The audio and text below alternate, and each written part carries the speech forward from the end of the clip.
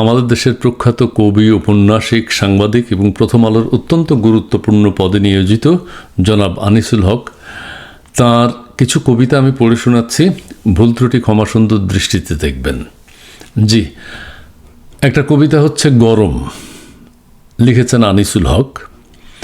এত কেন গরম বর্ষাকালে, ঝড়ে উড়ে যায় যায় গো আমার মুখের বসনখানি, আমার বুকের বসনখানি, আমার রইল না লাজ লজ্জা। এত কেন গরম বর্ষাকালে, আমার শরম উড়ে মেঘের ফোলা পালে, ঘামে ভেজে আমার গৃহসজ্জা, ঘামে ভেজে আমার অলস সজ্জা। লোডশেডিং কেন বর্ষাকালে, এতই যদি গরম বর্ষাকালে, আমি তবে ছাদের জলে ভিজি। এতই যদি গরম বর্ষাকালে, আমি তবে বৃষ্টি জলে ভিজি। ভিজুক আমার যত গরমগুলো, ভিজুক আমার যত শরমগুলো, মধ্যরাতে ছাদে আমি ভিজি।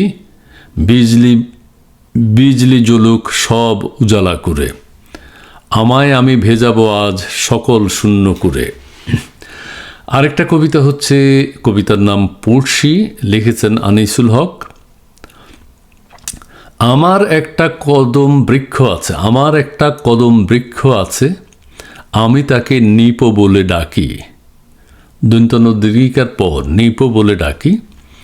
আইনত গাছটা আমার নয়, আমি ঠিক তার পাশের বাসায় থাকি। কিন্তু তাকে ডেকে আমি বলি, ওগো নিপো, তুমি কিন্তু আমার, তুমি আমার শুধুই, তোমার ছায়ায় দিবারাত্র শুই। কদম আমার কথায় মাথা নাড়েন, কদম আমার কথায় মাথা নাড়েন, চুলের বেনি বৃষ্টি শেষে ঝাড়েন। বলেন, যখন আকাশ থাকে মেঘলা, আমার ছায়ায় কোথায় তখন একলা। আমি তখন ছায়াবিহীন একাকিনী, জলের কাছে মেঘের কাছে ভীষণ ঋণী।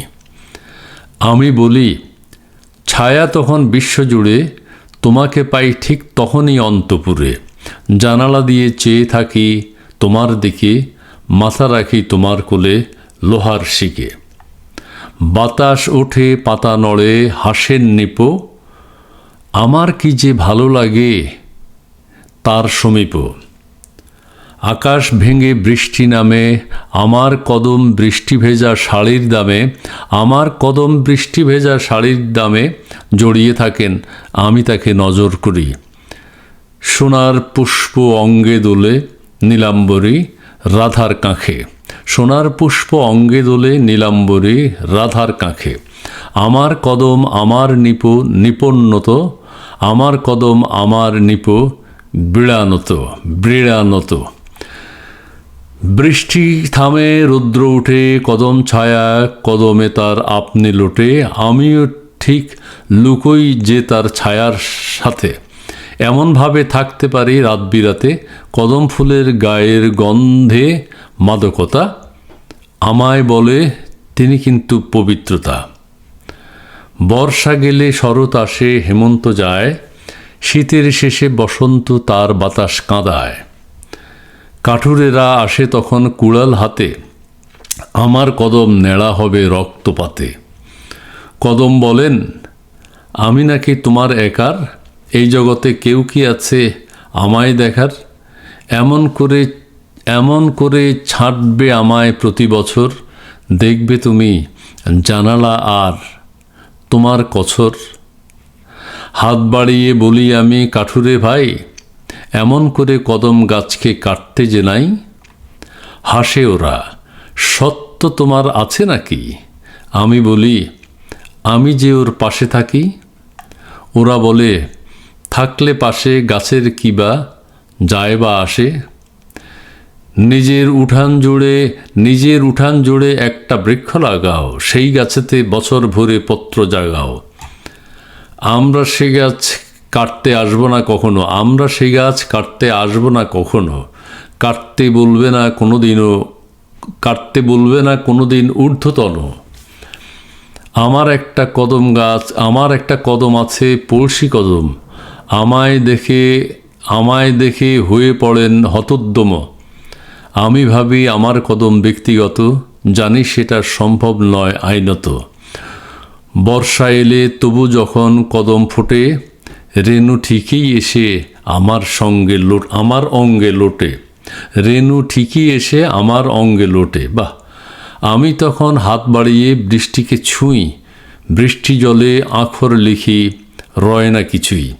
খুবই চমৎকার কবিতা, কিন্তু মানে আমার ডেলিভারিতে প্রবলেম, আমার চোখেও সমস্যা, সম্ভবত দেখাটা প্রবলেম হয়ে গেছে। মানে যাই হোক, আমাকে ক্ষমা সুন্দর দৃষ্টিতে দেখবেন। কবিতাগুলো আপনাদের কেমন লেগেছে সেটি জানাবেন।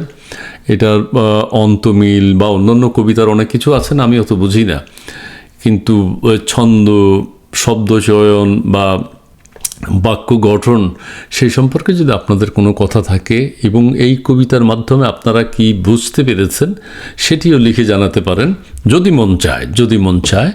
আর শুরুতে কিছু কবিতা পড়েছি, আগামীকাল আরেকটা পড়ব। এইটা আপনাদের কেমন লাগে একটু জানালে খুব খুশি হব। আবার কেউ সন্দেহ, আমি প্রথমে মনে করছিলাম এগুলো আমাদের প্রথম আলোর আনিসুল হক সাহেব, না, অন্য কোনো আনিসুল হক সম্ভবত। পরে দেখলাম যে না, কেউ বলছেন না, এগুলো আমাদের প্রথম আলোর আনিসুল হক সাহেবের লেখা। তো লেখাগুলো আমার একটু মানে কেমন, ঠিক আছে, ছন্দগুলো আমার হয়তো পড়া ভুল হতে পারে, আমি ছন্দ মিলাতে পারিনি, সেটাও হতে পারে, কারণ আমি আবৃত্তিকার নই। কিন্তু আমি কখনো আবৃত্তিকার বলি না, আমি আবৃত্তি করিও না। আমি কবিতা পড়ি মাঝে মধ্যে জানাই, কিছু কবিতা মাঝে মধ্যে পড়েছি। আনিসুল হক সাহেবের আগে 2টা পড়েছি, এখন 2-3টা পড়েছি একসাথে। আগামীতে আরও কয়েকটা কবিতা আমি খোঁজ করার চেষ্টা করছি, তার কবিতাগুলো আপনাদের সামনে উপস্থাপন করব। জি, ভালো থাকবেন, ধন্যবাদ।